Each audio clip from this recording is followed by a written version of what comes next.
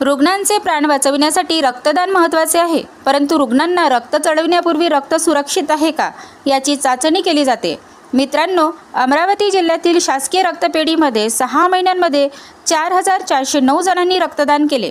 यामध्ये 103 रक्तदात्यांचे रक्त हे दूषित आढळून आले आहे। यामध्ये 9 जणांना HIV असल्याचे आढळून आले आहे।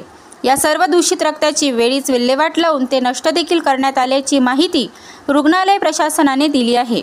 अमरावती जिल्ह्यात वर्षभरात हजारो गरजू रुग्णांना रक्ताची गरज पडते।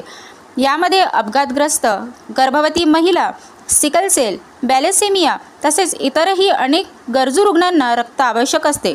त्यामुळे रुग्णांना वेळेत रक्त उपलब्ध व्हावे यासाठी जिल्ह्यात शासकीय रक्तपेढीबरोबरच काही खासगी रक्तपेढ्याही कार्यरत आहे।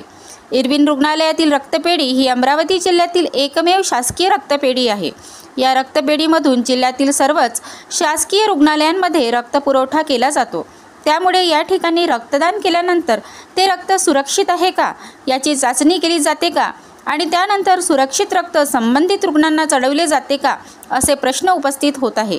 चला तर मित्रांनो, पुन्हा भेटूया नवीन बातमीसोबत।